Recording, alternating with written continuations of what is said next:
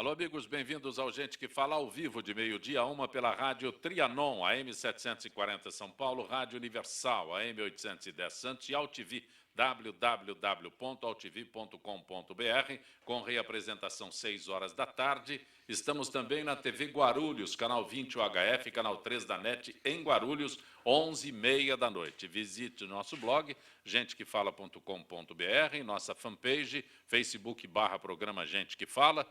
Você pode participar pelo Twitter, Gente que Fala AM, WhatsApp 974012235, chat no site da AltV, ainda um telefone à sua disposição, é São Paulo 50526622. Hoje, quinta-feira, mais uma edição de Gente do MPD que Fala, a nossa parceria com o movimento do Ministério Público Democrático todas as quintas-feiras. A promotora de Justiça, doutora Irene Moreno Vasconcelos, que é membro do Ministério Público Democrático, membro do MPD, está conosco. Boa tarde, doutor. Boa tarde, Zangopé. É um grande prazer estar aqui no seu programa. Também conosco o presidente da Associação dos Advogados de São Paulo, doutor Leonardo Sica. Doutor Leonardo, prazer tê-lo aqui. Prazer meu, boa tarde. Um prazer também atender o convite dos amigos do Ministério Público Democrático. O senhor é presidente da AASP, Associação dos Advogados de São Paulo, é isso? Associação dos Advogados de São Paulo. Nós temos também a OAB, o grande, quando se fala em advogado, o primeiro que vem à nossa mente é a OAB. A OAB é o órgão oficial. Sim. A Associação dos Advogados é uma entidade de adesão voluntária. Tem também o Instituto dos Advogados. Também. Né? Foi presidido pelo Rui Barbosa, não é isso? Lá atrás? Pode ser. Há muito lá atrás, né? Também conosco o juiz de direito, doutor Glauco Costa Leite. Doutor Glauco, prazer tê-lo aqui. Boa tarde, Zancopé. É um prazer estar aqui, atendendo o convite. Prazer estar com os membros aqui da mesa. Uma boa tarde aos nossos telespectadores. O senhor é juiz de direito onde? Em Mauá, Terceira Vara Civil de Mauá, e sou também presidente do Colégio Recursal da Terceira Circunscrição Judiciária. Também conosco o advogado previdenciário, doutor Dávio Zarzana. Doutor Dávio, prazer tê-lo aqui. Prazer é meu, Zancopé. Boa tarde a todos os componentes da mesa e boa tarde também a todos os telespectadores. Novamente eu digo, é um prazer estar aqui com todos vocês. Eu anunciei corretamente o doutor Dávio? Sim, Dávio Zarzana Júnior, isso mesmo. Ministério Público de São Paulo abriu inquérito para investigar o destino das multas de trânsito aplicadas em São Paulo e quanto a prefeitura arrecadou. Houve a denúncia sobre a falta de informações, como é gasto o dinheiro proveniente nestas autuações, após o pedido detalhadamente feito à Companhia de Engenharia de Tráfego. Portanto, o Ministério Público investiga o destino dos recursos. Posso pedir à senhora que nos dê um pouco mais de esclarecimento sobre isso, doutora Irene? O que parece é que houve uma denúncia de que as multas não estavam sendo destinadas para o tráfego de trânsito, né? Estava tendo um desvio desse dinheiro para os subsídios dos ônibus. Então, o Ministério Público está investigando, porque o Código de Trânsito determina que toda a arrecadação das multas de trânsito ela seja exclusivamente para disciplinar o trânsito, para cuidar da sinalização, da educação. E houve essa denúncia e o nosso colega instaurou um inquérito para apurar esse destino. Deixa eu fazer só uma pergunta. Alguém aqui já foi multado? Alguém que não foi multado? Várias vezes. Desculpa interrompê-la, mas de repente alguém já contribuiu com todos nós. Todos vamos nos manifestar com conhecimento de causa.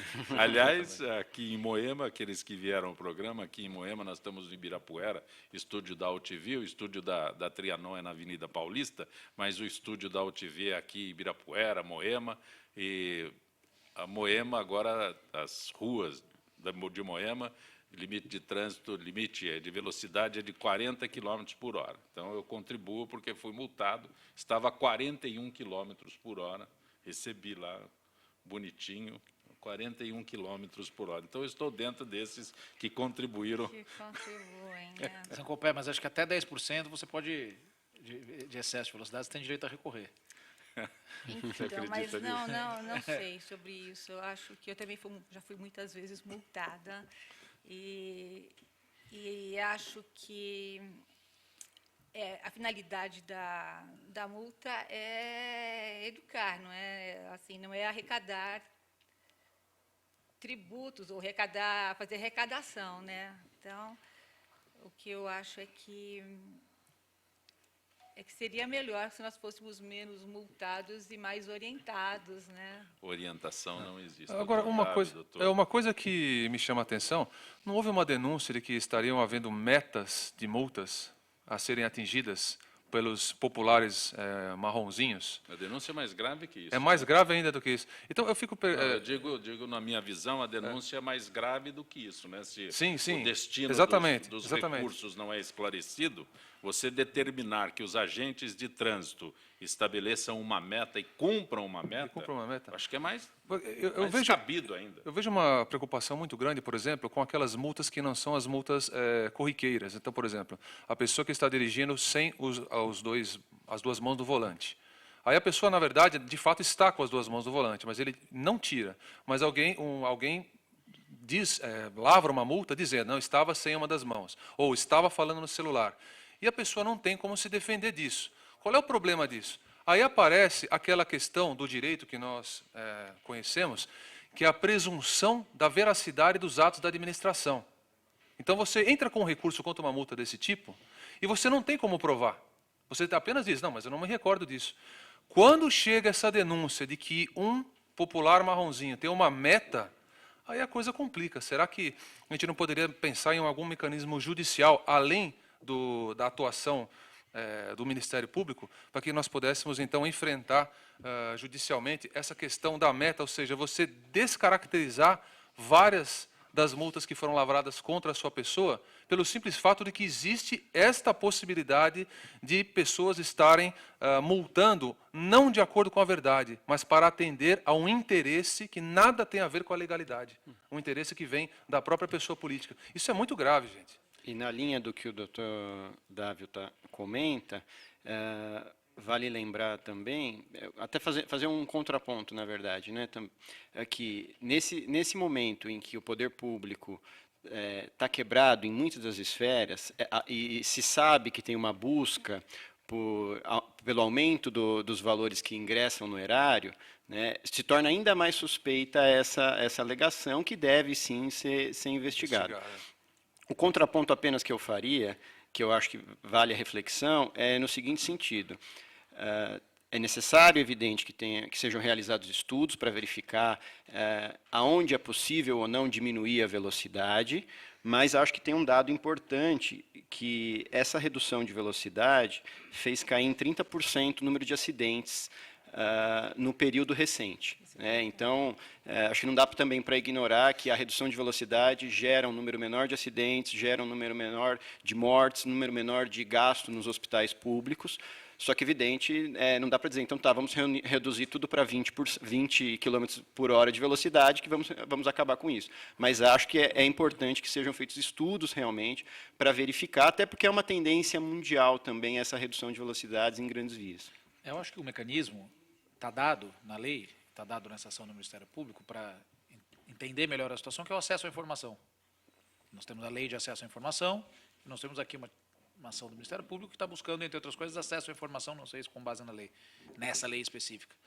Então, por que acesso à informação? Quantas multas são dadas? Que tipos de multas são dadas? Quantos as multas arrecadam? Com o acesso a essa informação, nós vamos poder compreender a situação. Não é? Se é razoável o tipo de multa que está dando, se o tipo de multa que está dando corresponde àquilo que nós precisamos que seja coibido, se a arrecadação é X, Y ou Z, se essa arrecadação está sendo revertida, a resposta, o mecanismo é o acesso à informação. E quanto à redução de velocidades, eu concordo com o Glauco, eu acho que a questão do trânsito em São Paulo é dramático, né? É dramático, isso impacta muito a qualidade de vida das pessoas, e eu acho que a gente tem que estar disposto a testar soluções, e mais do que isso, eu acho que a fazer pequenas renúncias. As pessoas vão ter que fazer pequenas renúncias, as pessoas vão ter que aceitar que, por mais que seja um pouco, talvez, aborrecedor andar mais devagar, talvez elas vão ter que andar mais devagar. Por mais que seja chato ter que deixar o carro um dia por semana em casa, talvez nós tenhamos que fazer isso, talvez nós tenhamos que evoluir. O estado de coisas Em São Paulo, né, eu vivo na cidade há 20 e poucos anos e se deteriorou muito. Eu acho que a solução, já que o poder público, a administração pública não fez o que deveria fazer nos últimos anos, nas últimas décadas, mais do que décadas, acho que a solução é a gente aceitar que cada um de nós vai ter que fazer pequenas concessões e renúncias naquilo que a gente deseja. Doutor Leonardo, o senhor fez referência a isso, mas também a pergunta vale para o doutor Glauco, para a doutora Irene e para o doutor Dávio. O Eduardo, o senhor falou sobre recurso, né? Quando eu disse que Sim. o senhor falou sobre recurso. O Eduardo questiona sobre quem julga estes recursos. Vai para Jari. Se a Isso. pessoa que julga seria qualificada para julgar. Imagino que sim. É algum funcionário de carreira daquele órgão público. Pelo menos o conhecimento da legislação de trânsito, essa pessoa tem que ter. Mas, por exemplo, eu pessoalmente nunca fiz uma aferição particular da capacidade desse julgador. A gente imagina e acredita que ele tem esse conhecimento da legislação de trânsito. Mas o que a gente também tem notado é que, na prática, muitas vezes, quando você entra com um recurso, a documentação que você junta não é analisada. Então, você tem uma espécie de despacho ou de decisão padrão. E isso é uma coisa que, de certo modo, irrita quem recorre e quem realmente não fez a infração. Porque, para acrescentar aqui no que o Eduardo envia, né, ele fala sobre a multa que o veículo levou, estava sendo dirigido pela filha, e tem uma foto. Né? O carro está no nome dele, mas tem uma foto. A foto está a filha e a mulher, não tem homem na foto. Então, a pessoa nem se digna a conferir nessa documentação Exatamente. que foi enviada. Então, E essas questões chegam ao judiciário. Eu já julguei vários casos em que é pedida anulação da multa exatamente por não ter substrato. A pessoa às vezes prova que a multa é de uma outra localidade onde ela nem estava naquele período, ela estava de férias, viajando no exterior, né? Então, assim, e muitas vezes, em razão de toda a complexidade de uma demanda judicial, a pessoa deixa de ingressar, né? Às vezes fala, puxa, mas mas, doutor Glauco, e a justiça é complicado para nós, seres mortais. Não, sim, então, exatamente. Por exemplo, no exemplo que você citou, Zancopé, que você teve uma multa aí por 41 km por hora de velocidade, que é pontuação Limite é 40. mínima, a multa é de um valor reduzido. É evidente que você vai falar assim, eu não vou entrar com uma ação judicial, de repente, para provar, às vezes, essa questão dos 10%. A dor de cabeça do processo vai ser maior do que ir lá pagar. E, infelizmente, muitas vezes o poder público joga com isso. Ele sabe de toda essa dificuldade, às vezes, do próprio recurso administrativo. Por isso que a gente precisa melhorar realmente o sistema de acesso, essa questão que o Dávio levantou sobre a questão da prova. Né? Talvez, por que não exigir que tivesse que ter uma prova fotográfica quando um condutor está... Não, por exemplo, no caso do celular, que ele mencionou. Né? Uma simplesmente prova ele sendo tirada pelo agente. como eu falei, pelo agente. Exatamente, né? Porque hoje o agente simplesmente ele vai dizer o carro tal... o condutor estava com o celular enquanto conduzia. Né? E aí é a dificuldade mencionada. Mas como que eu tenho que fazer uma prova negativa de que eu não estava, né, de que eu estava conduzindo regularmente? Quando, na verdade, deveria ser o contrário mesmo. Né? Se o Zancopé me permite, só apenas um adendo, né, como nós dizemos, nós não estamos aqui também fazendo uma generalização de tudo. Existem profissionais da CT espetaculares, existem pessoas que realmente estão cometendo infrações de trânsito também. É que uma coisa é uma coisa, outra coisa é outra coisa. Estamos falando daqueles casos em que há esses desvios de finalidade e há essas falsas infrações. É isso que nós queremos combater. Algo acrescentando, doutor Leonardo? Acho que a situação remete de novo a um pouco também a acesso à informação. Quem vai julgar os recursos de trânsito? Então, é a informação que tem que estar disponível ao cidadão, ele tem que saber quem está julgando, a formação daquela pessoa que está julgando.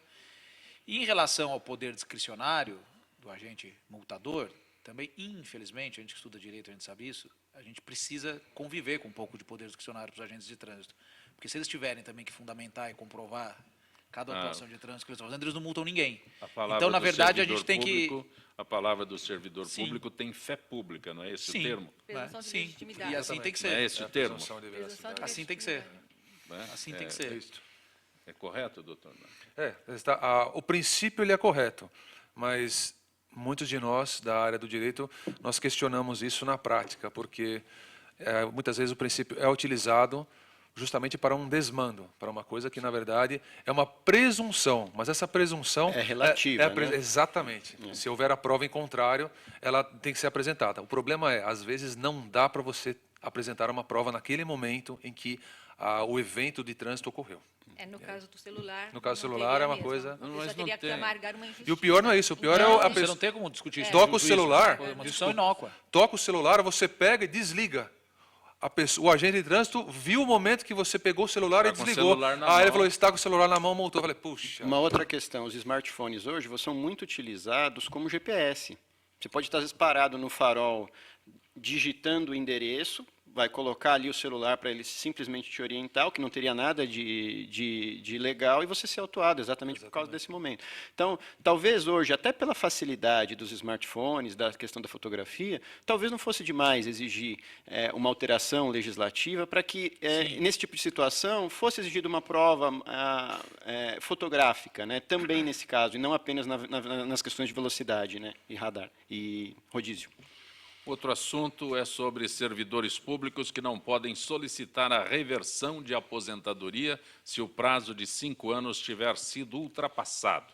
Decisão do TRF-3 ao negar pedido de uma servidora pública.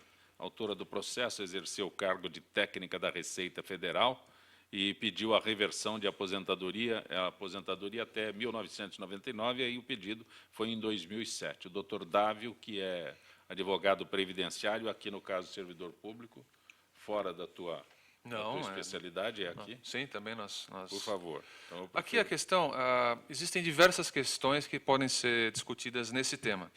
A primeira coisa é a questão própria do serviço público. Você entra no serviço público, geralmente mediante o concurso público, e você aí tem o direito a estar lotado num cargo, enfim, exercendo a sua função. O que aconteceu? O servidor público ele foi aposentado. Mas, depois dessa aposentadoria, acontece alguma coisa que faz com que esse servidor retorne para a atividade anteriormente exercida. Isso seria a reversão. A reversão seria o retorno à atividade que ele estava executando. Só que essa reversão tem que ter a conjugação de alguns elementos. Não apenas o servidor quer retornar por diversas razões, mas também um interesse público, ou seja, alguma coisa na repartição pública que ele estava trabalhando faz com que, por exemplo, a carência de pessoal. Está faltando pessoal. Então, eles chamam novamente as pessoas que foram aposentadas para voltar a integrar os quadros, porque a pessoa já tem experiência, já trabalhou ali, etc. Muito bem. Agora, tem que haver essa conjugação do interesse da pessoa e do interesse público, mas também há um prazo, realmente existe esse prazo da Lei 8.112 de 90, que estabelece 5 anos para que haja este retorno. E no caso aqui dessa servidora pública, ela pediu depois de 8 anos, no caso prático. Então, havia essa limitação legal. A própria legislação não permitia que ela retornasse pelo sistema da reversão. Então, esse foi o obstáculo que foi criado para o retorno dela. O engraçado é que, lendo o caso, eu tomei conhecimento desse caso, tive acesso ao processo, e a própria repartição chamava ela de volta, mesmo depois dos 5 anos. Não, mas nós queremos ela de volta e tal. Mas o juiz que julgou o caso falou, não, nós não podemos, como dizer, desprezar o artigo de lei que fala que trata dos 5 anos, não podemos. Então, nesse caso, não foi possível. Agora, falando, dentro do tema previdenciário, depois só para guardar nesse assunto, doutor Glauco, Não, o juiz nessa área eu tenho muito pouco conhecimento, Sim. então eu preferiria não me arriscar na questão previdenciária. Mas vou acompanhar o Dávio também. Concordo com ele. Mas, só um detalhe. Eu também acompanho o Dávio. O que eu acho é que é lei, é um requisito legal, mas acho que assim, a lei ela tem que ter uma função. Eu também vi o acórdão, e a funcionária ela estava exercendo, ela não estava completamente parada, ela não estava completamente afastada, ela estava exercendo um cargo... Um outro em cargo, comissão, exatamente, né? exatamente.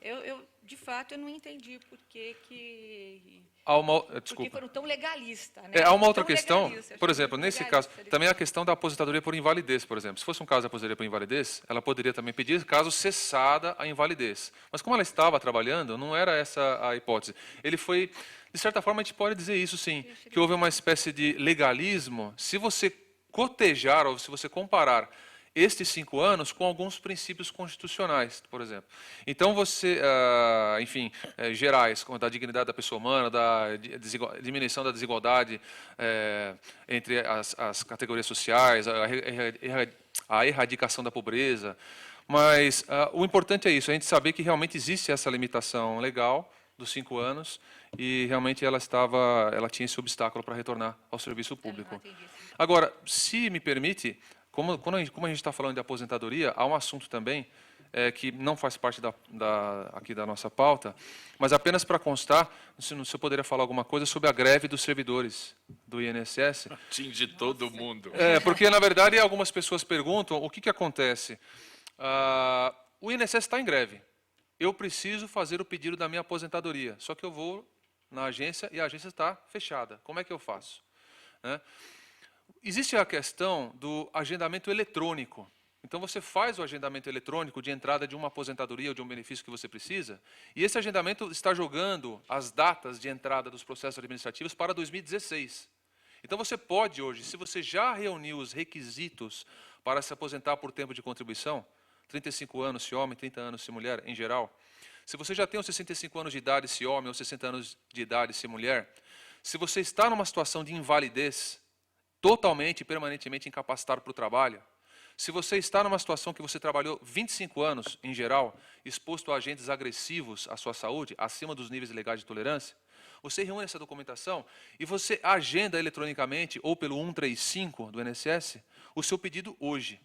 Mesmo que seja jogado para o ano que vem, a data de entrada do seu processo administrativo, pelo menos você já se resguardou no seu direito de entrar com o pedido administrativo agora. Se eu faço hoje, essa data vale? A data, não é a data de hoje que vale do agendamento.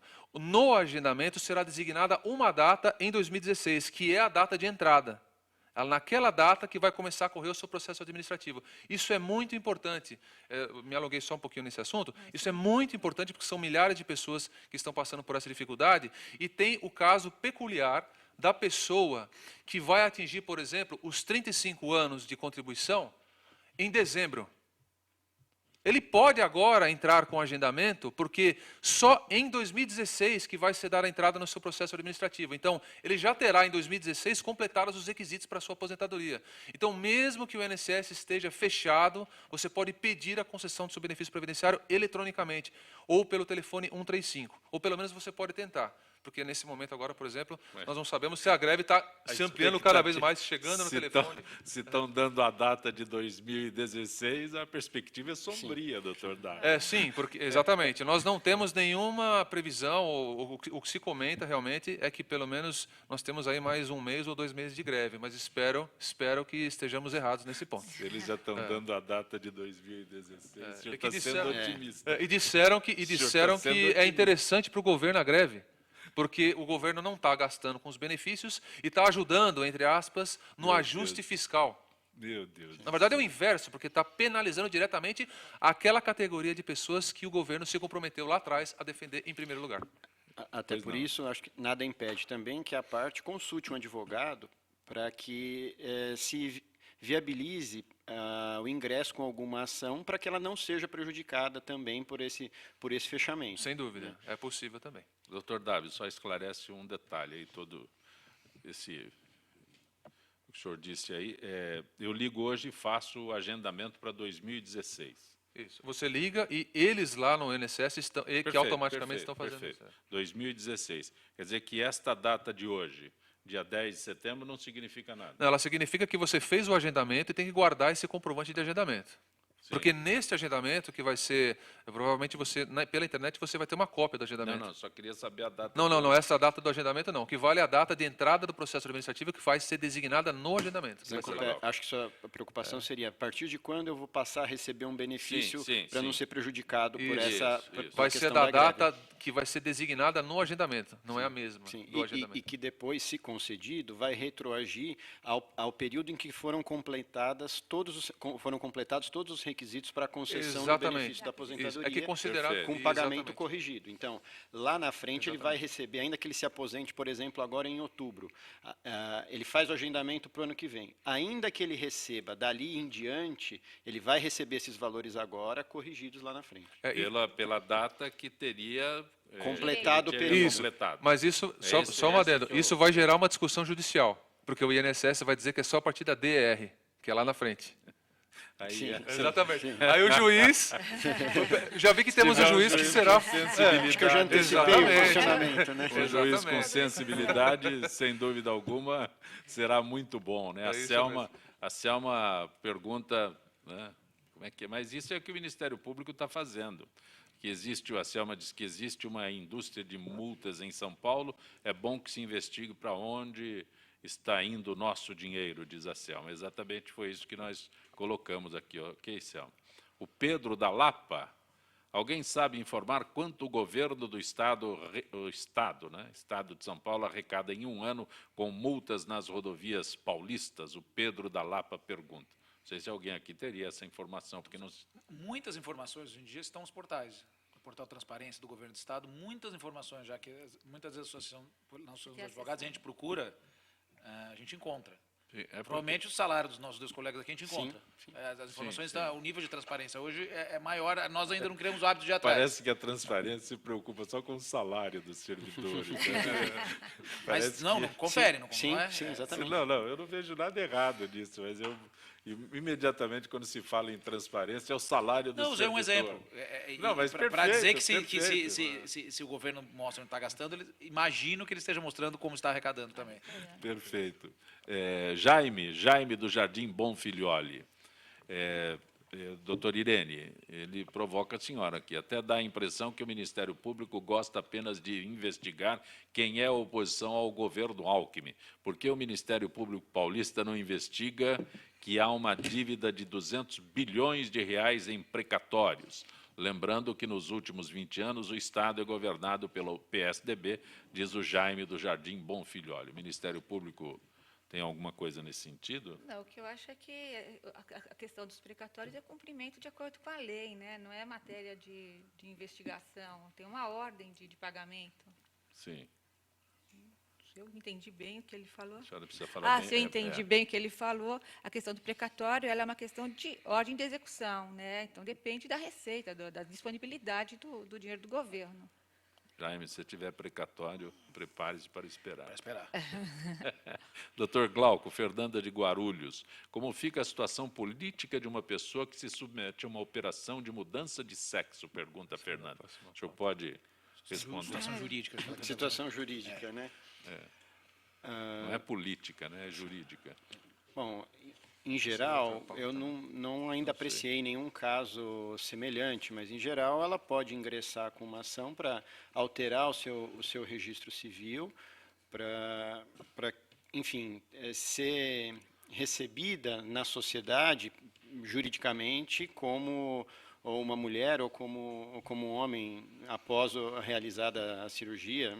Acho que não há... Hoje é muito comum esse tipo de questão. Algo a acrescentar? Acho que é isso mesmo. Na verdade, essa questão ela é bastante complexa e eu acho que nós nem teríamos tempo de discutir aqui nesse tempo de programa. A única coisa que eu gostaria de... geralmente nós não respondemos uma pergunta com outra pergunta, né? Mas fica aqui uma pergunta também para nós refletirmos. A situação jurídica ela pode ser definida e estudada, certo? E quando a mesma pessoa que desejou a mudança de sexo quer voltar atrás? Se arrepende? Como é que fica? Porque no direito previdenciário eu estava vendo essa discussão. E é altamente complicado. Porque para a mulher e para o homem existem contagens de tempo para recebimento de benefícios. E como é que fica quando uma pessoa salta de um quadro para o outro? Não há posição da jurisprudência consolidada sobre isso. É bem complicado. O INSS não gosta dessas perguntas complicadas. Isso. Eu respondo por eles já. Tá? Ivanir de Santo André, doutor Leonardo. Aliás, eu perguntei sobre a OAB, Instituto dos Advogados.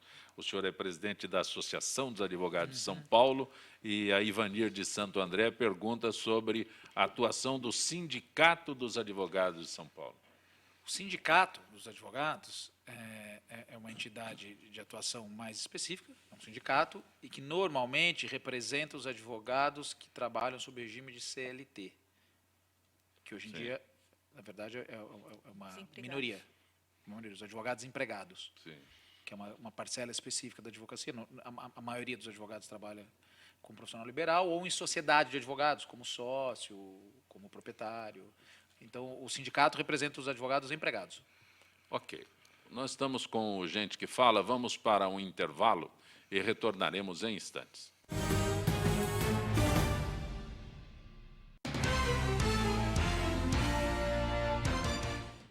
Olá, eu estou aqui para tocar sua consciência. Nossa saúde ganhou o movimento Mama Amiga pela Vida, uma ação social e voluntária que trabalha pela prevenção do câncer de mama. Esse trabalho leva informação às mulheres, apoio e um toque de carinho, com campanhas como a Rede de Pontos de Prevenção e o modelo Mama Amiga, que ensina a identificar possíveis alterações nas mamas. Para saber mais, acesse e participe desse grande movimento pela vida da mulher.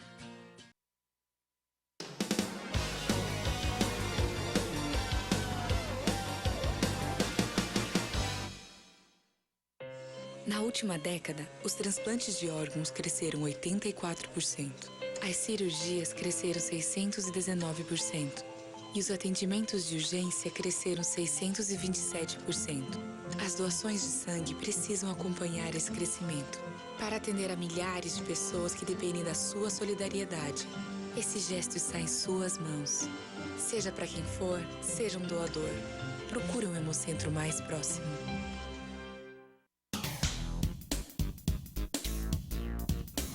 Sim, meus amigos, muito prazer, sou Sérgio Oliveira e estou aqui para lembrar vocês que toda segunda-feira, 9 horas da noite, eu estou aqui na TV da internet com o Futebol Alternativo TV.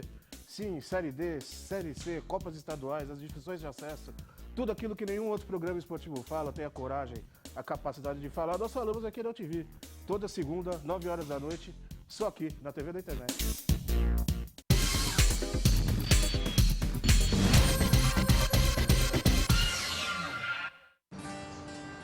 Espécies da Mata Atlântica. O Parque Nacional da Tijuca fica no coração do Rio de Janeiro e no coração do parque fica a Floresta da Tijuca, a maior floresta urbana do mundo, com uma extensão de 3.953 hectares de Mata Atlântica. Aqui existem várias espécies, cada uma com um importante papel no ecossistema. O Pedro é uma delas. Essa espécie de hábitos diurnos é fundamental no reflorestamento e na limpeza da mata. Além disso, o Pedro é uma espécie extremamente sociável e gosta de andar em grandes grupos.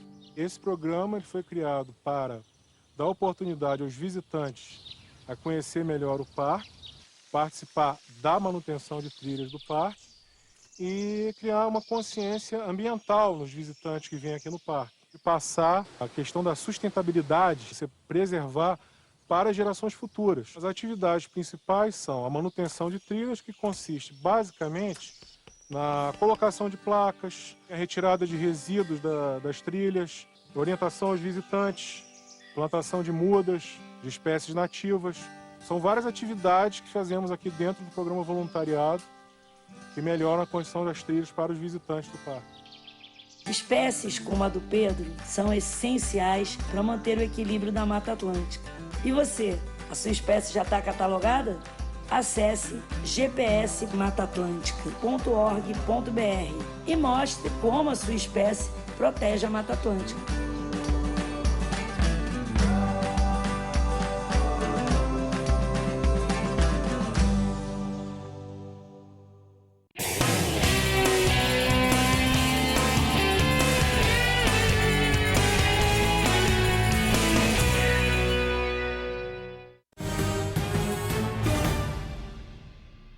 Está acompanhando Gente que Fala pela Rádio Trianon, AM 740 São Paulo, Rádio Universal, AM 810 Santos, AltV, www.altv.com.br, com reapresentação 6 horas da tarde, também TV Guarulhos, canal 20 UHF da NET, canal 20 UHF, na NET, canal 3, em Guarulhos, 11h30 da noite. Como toda quinta-feira, participação da FIPESP no Gente que Fala, conosco a supervisora de marketing e eventos da associação, Zilka Fialho. Zilka, boa tarde.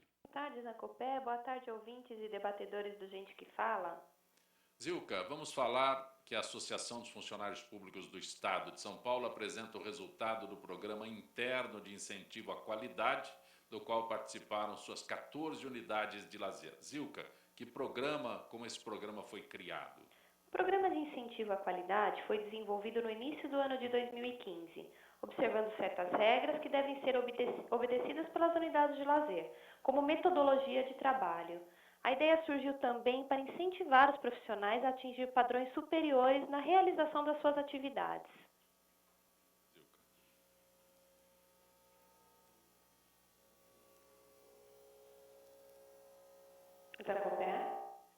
Ok, Zilka? Esclarecer como funciona, Zilka. Durante todo o primeiro semestre de 2015, nossas unidades passaram por alguns critérios de avaliação, como qualidade, que tem a ver com a redução de não conformidades, ou seja, cumprimento das normas exigidas pela vigilância sanitária, e os procedimentos internos, como manutenção da ordem e a harmonia do trabalho, pesquisa de satisfação, com apresentação no Índice Geral de Satisfação dos Hóspedes, critério de ouvidoria, com demonstração de números cada vez menores de reclamação, e cumprimento de metas financeiras, que é quando se evita o desperdício de alimentos, bebidas e produtos de higiene e limpeza. Zilka, houve algum preparo para que o funcionário participasse do programa? Os funcionários de todos os setores das unidades envolveram-se com os cursos oferecidos pela diretoria executiva, a fim de reciclar suas habilidades, para que pudessem desenvolver melhor os serviços exigidos durante essa fase do programa. E você pode esclarecer os critérios de avaliação? A associação possui um canal de comunicação direto com o associado que esteja hospedado em determinada unidade. Por esse canal, ele é estimulado a responder, de forma espontânea, todas as críticas ou elogios que julgar pertinente à hospedagem. E também o Departamento de Qualidade fazia visitas aleatórias mensais para avaliar os procedimentos e o cumprimento das metas. Partindo desses princípios, chegamos aos 3 primeiros avaliados. Vamos lá, Poços de Caldas, com excelente padrão de qualidade, com 97,70% de aprovação. Serra Negra, que também teve um ótimo padrão de qualidade, com 95,23% de aprovação. E Avaré, com 94,95% de aprovação. Muitas chegaram ao quase para atingir o padrão exigido, mas é uma meta pela qual a atual gestão administrativa insiste e continua trabalhando para que seja alcançada. Agradeço a Zilka Fialho, que é supervisora de marketing e eventos da AFIPESP, Associação dos Funcionários Públicos, mais uma vez conosco aqui no Gente que Fala. Zilka, uma boa tarde. Boa tarde. Você está acompanhando o Gente que Fala. Conosco hoje o presidente da Associação dos Advogados de São Paulo, Dr. Leonardo Sica, o advogado previdenciário, Dr. Dávio Zarzana, a promotora de justiça, doutora Irene Moreno Vasconcelos, que é membro do MPD. Toda quinta-feira nós temos gente do MPD que fala, e também o juiz de direito, doutor Glauco Costa Leite. Amaziles, do Jardim Guarapiranga. Gostaria de saber se o pagamento da aposentadoria deve depender do que foi... Acho que é para o senhor, doutor Dávio. Sim, sim. Deve depender do que foi arrecadado no passado ou o que vai ser no futuro. Além sempre... Como é que eu não entendi? Alguém sempre que não tem dinheiro, além sempre que não tem dinheiro. Ou alegam sempre que não... Amaziles, Jardim Guarapiranga, eu não consigo... Se eu entendi o que ela perguntou, eu também não estou entendendo, o pagamento da aposentadoria depende, sim, do que foi arrecadado no passado, é a formação das contribuições que são recolhidas pelo princípio da solidariedade de gerações, que nós chamamos. Mas se eu entendi o que ela quis dizer, e depois a telespectadora nos corrige, está havendo um envelhecimento da população. E o sistema previdenciário ele é pautado justamente na possibilidade de que as gerações mais novas continuem contribuindo para que as gerações atuais, mais velhas, recebam os benefícios previdenciários. A pergunta que se faz é como é que vai ficar a Previdência Social no futuro se continuar este ritmo de envelhecimento da população, onde a mão de obra que deveria estar contribuindo para o financiamento da Previdência e da Seguridade Social está diminuindo. Ou seja, essa é uma questão também que demandaria um programa particular. Mas, doutor Dávio, o sócio maior e problemático é o governo. O governo está em dívida com o povo. Se a mão... Não... Ele está em dívida com o povo por estar desviando uma grande parte das contribuições previdenciárias para finalidades que não são as finalidades previstas na Constituição brasileira. De fato, o chamado déficit da Previdência, atenção, o chamado déficit da Previdência não existe, Sim. porque os cálculos não contemplam perdão, a inclusão dos valores que foram desviados da aplicação constitucionalmente prevista. Ela não é deficitária, ela se torna deficitária pelo mau uso do Exatamente, governo. exatamente. Não, E isso não entrou nos cálculos do déficit, né? o governo não o governo- calcula o que Não calcula. Mas quem sabe um dia vai calcular. não será. Já Deus disse, não será na minha gestão. O presidente da Câmara Federal, Eduardo Cunha, classificou como falta de inteligência a estratégia do governo de debater aumento de impostos sem que haja uma proposta consolidada. Disse ser contra qualquer aumento de tributação e que o governo está se autodestruindo. Segundo Eduardo Cunha, tal debate só pode ser uma estratégia contra o próprio governo. Doutor Leonardo, doutor Dávio, doutora Irene, doutor Glauco, agora o presidente. Acho Por que favor. O assunto vai nos permitir chegar longe. Acho que nem pretendemos ir tanto, mas sim, superficialmente o que me parece é o seguinte: não é esse o problema do governo, não é isso que está levando, não é isso que justifica a situação de desgoverno, a situação ruim. Isso é mais efeito do que causa. O presidente da Câmara acho que isso é uma causa de alguma coisa, uma causa, é um efeito de uma situação que de anos para cá veio se agravando no governo federal. E em relação à carga tributária, claro, eu não vou nem falar, porque é demagógico, como é o demagógico discurso do presidente da Câmara. Claro que ninguém aguenta mais impostos, claro. Não vou me Eu não estender preciso com do isso. presidente da Câmara contar isso para mim. Né? Isso, claro. Doutor Glauco, doutora Eu Irene. concordo, né? Me sinto até obrigado aqui a concordar com o presidente da Câmara, até com resistências, né? Mas Como diria lá, com ressalvas. com ressalvas, né? Acho que ele está certo, sim, e acho que o que dificulta mais para a sociedade aceitar uma carga maior de impostos é ver que o governo não faz a parte dele, né? Nós temos aí e em todas as esferas, mas pode falar especialmente do governo federal, nós temos 39 ministérios. Né? Que país no mundo precisa de tantos ministérios? Né? Quantos cargos em comissão nós temos? No país do mundo que mais tem cargos em comissão, né? Que nós sabemos servem para aparelhar o governo em todas as esferas, né? Com pessoas ligadas aos partidos políticos, você vai criando uma legião de empregados que rendem homenagens ao governante, porque dele conseguiram diretamente o emprego e não por outra forma. Então, por que o governo não corta também na própria carne?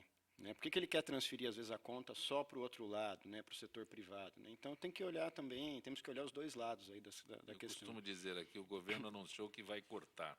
Vai reduzir o quadro. Quem ele demite, os amigos ou os técnicos?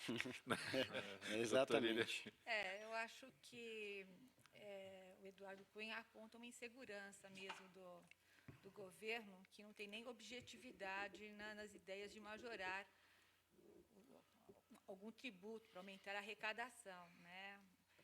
Mas, na verdade, o que se tem que falar, o que se espera, o que a população espera, o que nós estamos esperando, é que ele fale de redução de custos, porque a carga tributária já é muito pesada e o Estado também muito ineficaz, né? Então, acho que todos nós, nesse momento, desejamos que haja um corte de despesas, à semelhança do que a gente faz em casa, não é? Quando a gente tem um orçamento que não está cabendo nas nossas despesas, a gente reduz as despesas, a gente não compra mais isso, não troca o sapato, a gente prioriza as despesas importantes.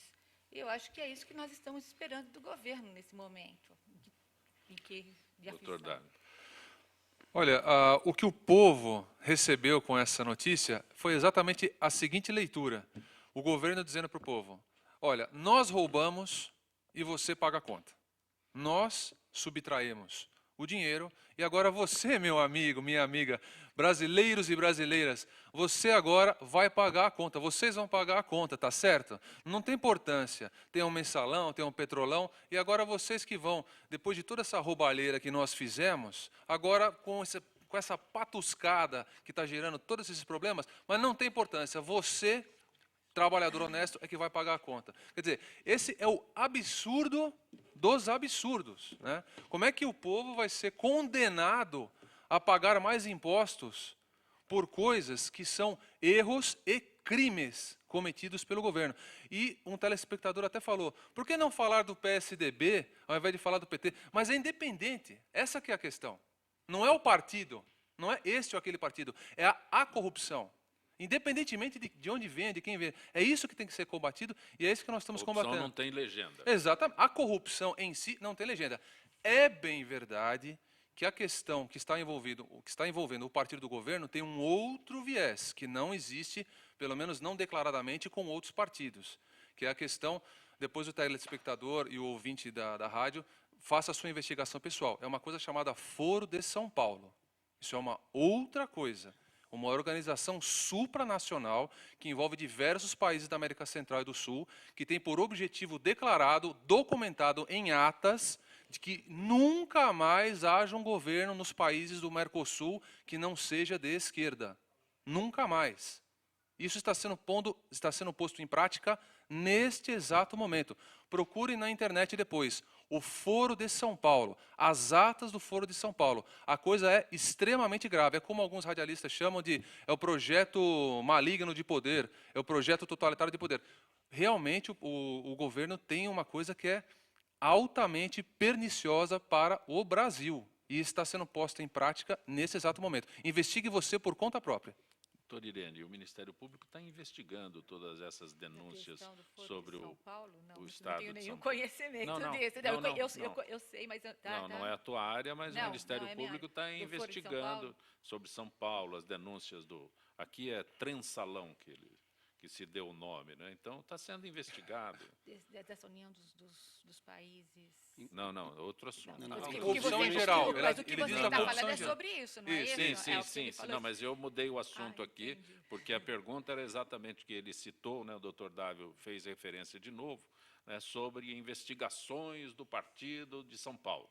Mas essas investigações estão sendo feitas. Não, né? eu sei que o Ministério Público, do Patrimônio Público, se mobiliza com Não é bastante a área da seriedade, senhora, não eu é a não minha quero área. mas deixá-la que- constrangida, mas as perguntas vêm aqui como se Se eu todo mundo fosse- soubesse de tudo, né? Não, mas eu sei que existe muita seriedade no Ministério Público, dos promotores que atuam na área do patrimônio público, para essas investigações.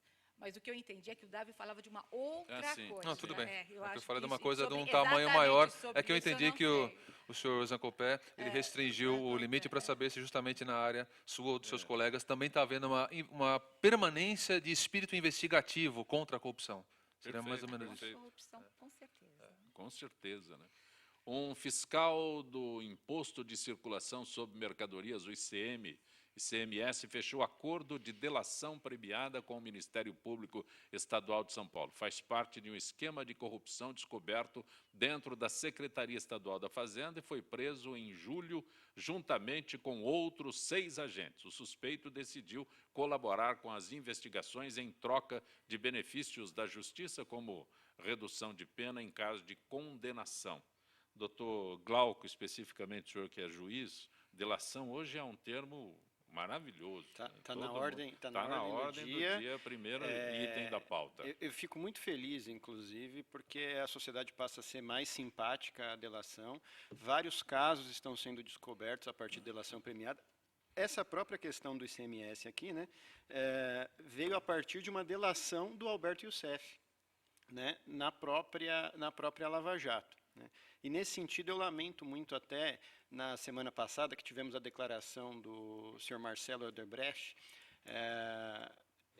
no seu depoimento na CPI, contrário à delação, dizendo que ele tem 2 filhas e quando uma filha cometia alguma coisa errada, ele ficava mais bravo com a outra, que vinha e delatava a filha que cometeu o primeiro ato, que fez alguma coisa errada. Né? Quando, na verdade, nós podemos ver aí quantas questões, quantos valores já retornaram aos cofres públicos, quanto já se descobriu na Operação Lava Jato, graças às delações. Né? Uma outra questão é discutir se as prisões que antecederam as delações são cabíveis ou não, que eu imagino que a OAB discuta muito isso. Mas as delações são importantíssimas, e eu vou além. Acho que o Brasil poderia ter até mais instrumentos ainda, como existe no exterior, nos Estados Unidos, no Reino Unido, em que há benefício também para aquele que delata um crime, mas que não está relacionado a ele. Porque aqui nós tivemos o benefício para quem está relacionado ao crime, ele revela os dados, apresenta provas e tem uma diminuição de pena.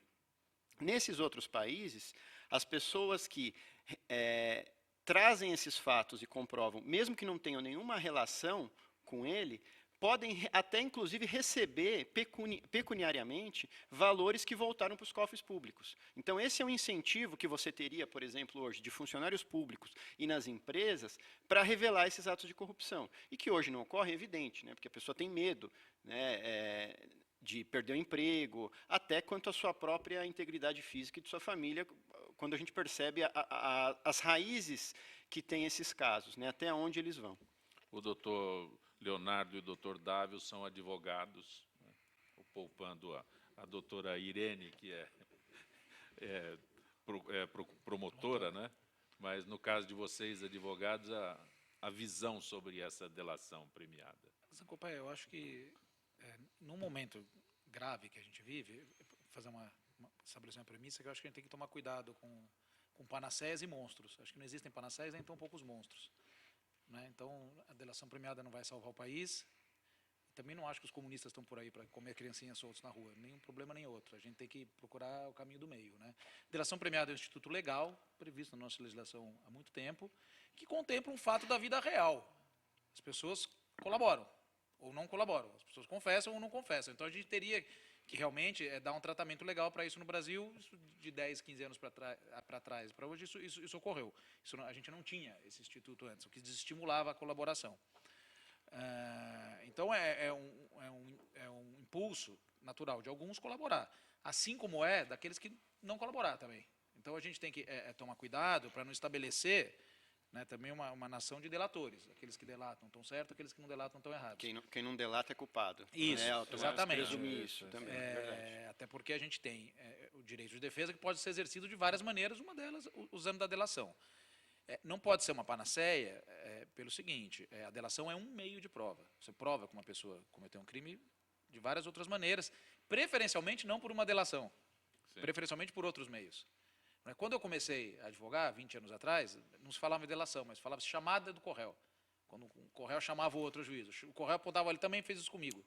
E se você olhar o que os tribunais falavam lá atrás, eles sempre falavam, olha, chamada do Corréu, toma cuidado.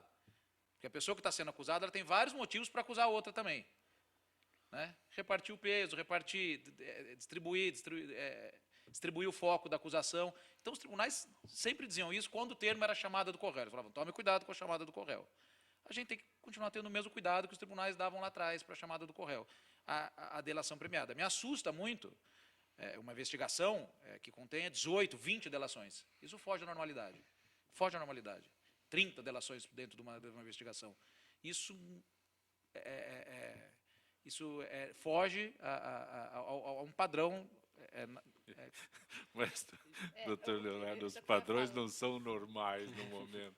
Mas a justiça para se realizar, ela precisa de padrões. Sim, sim. O juiz, o promotor, o advogado, eles trabalham com padrões. Eu queria só fazer um adendo, que esse tipo de crime, de corrupção, é um crime que não deixa muita materialidade. Então, assim, para a investigação, os promotores que atuam nessa área, eles dependem muito que eu não chamo nem de delação, da colaboração. Eu acho que essa colaboração, eu acho também que o Marcelo Odebrecht foi muito infeliz na sua fala de tratar como dedo duro.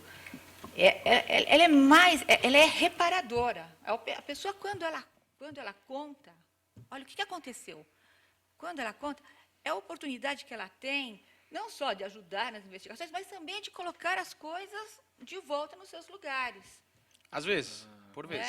Doutor, até para fazer uma distinção, eu trabalhei em várias delações premiadas aqui com o GEDEC de São Paulo, os grupos de atuações. Aqui em São Paulo, o Ministério Público de São Paulo, ele tem trabalhado com delação premiada num padrão diferente. Por exemplo, eles não prendem as pessoas aqui em São Paulo para delatar. O que estabelece um grau de segurança diverso. para aquela prova produzida. Né, Zancopé? Se eu te deixar preso 6 meses, depois de 6 meses eu te perguntar, fala, Zancopé, Isso é o que sempre se confessa diz, aqui, né? confessa aqui, Zancopé. Talvez você vai confessar Mais você do fez e o que você não quer. fez.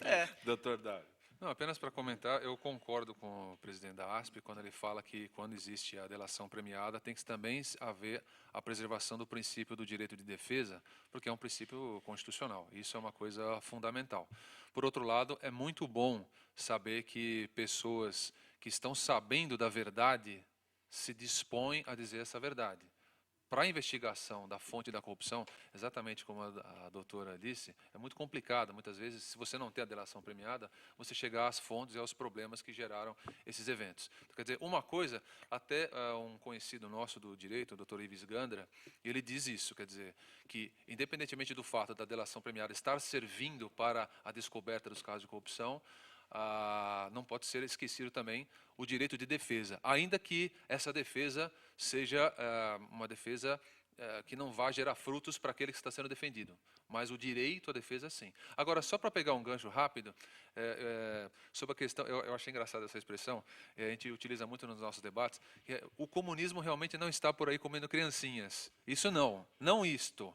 Mas modéstia à parte, eu estudo esse assunto sobre a questão da operacionalização marxista, socialista, comunista na América Latina. E o que eu posso dizer para vocês é o seguinte, o comunismo, apesar de não estar devorando as crianças, eu entendi perfeitamente a expressão dele, está perfeitamente ativo, encaminhado e mais presente na sociedade e até em setores da mídia do que a pessoa comum está sabendo, está nesse momento atuando. Ainda em relação à questão da delação, acho importante que o nosso telespectador tenha conhecimento realmente disso, de que não basta a declaração, não basta eu chegar e dizer que, olha, a doutora Irene foi a responsável pela prática de ato de corrupção. É necessário que eu apresente provas dessa vinculação. Daí porque é necessário que tomemos um pouco de cuidado quando lemos no jornal assim, fulano realizou a delação premiada e disse que ciclano recebeu X. Então, ok, ele vai ter que provar essa questão também. Não é só essa declaração. A gente não pode tomar que, realizada a declaração, imediatamente ela é uma prova da culpa de quem foi delatado. Perfeito. Bem salvado. Ok. Lá no fórum onde o senhor trabalha também tem restrições a vestimentas ou não? Este é um assunto que nem há tempo de colocar, mas... sim, né? Em geral, não se pode ingressar, os homens não podem ingressar no fórum senão com calças. Né? Não poderia ingressar não pode ser de bermuda. Mas confesso que eu, quanto diretor do fórum de Ribeirão Pires, eu tive que flexibilizar essa regra pelo seguinte, não temos ar-condicionado. Janeiro, esse ano, tivemos lá 40 graus. Eu mandava o pessoal para casa, ou permitia que trabalhasse de bermuda. Só para registrar aqui, João Paulo, a tua pergunta chegou truncada aqui, eu não consegui nem formular aqui para o doutor Dávio, ok? Lamento, mas não... o João Paulo, Jardim São Paulo, às vezes chega truncado aqui, lamento, mas eu registro que chegou, viu? Eu só não entendi, tá bom? Doutor Glauco Costa Leite, agradeço a tua gentileza de ter vindo ao nosso Gente que Fala, sempre muito bom. Um grande prazer, estou à disposição.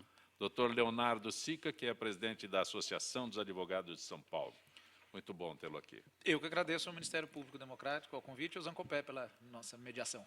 Doutor Dávio Zarzana Júnior, acho que é a primeira vez que não tem variações no doutor Dávio. Não. Eu conversei com o senhor, com o Zancopé, que são mais de 70 variações do meu nome. Todo mundo me chama de Sávio, Otávio, David, Flávio, tudo que é. Mas eu acho engraçado. Eu agradeço muito o convite e apenas é uma pena que muitos dos assuntos aqui que são tão importantes, a gente não tenha, nesse momento, mais espaço para comentar. Espero que numa outra oportunidade. Sem dúvida. A doutora Irene Moreno Vasconcelos, do MPD, agradeço ao Movimento Democrático por nos permitir este programa. Foi um prazer, muito obrigada. Toda quinta-feira, gente do MPD que fala. Gente que fala tem a direção-geral do jornalista Fausto Camunha, diretora de produção Zenilda Salvato, redação Raela Brandão, Pedro Schiavon, na pauta José Carlos Sicarelli, produção cultural Ricardo Godoy, na rádio Trianon, Benebene, Cléo Rodrigues, Neildo Neres, Ricardo Valim, na direção da UTV Alberto Luquete, na técnica James Eduardo, Marcelo Fontan, Sérgio Oliveira, Iago Matsumoto. Estaremos de volta amanhã, meio-dia. Gratos, até lá.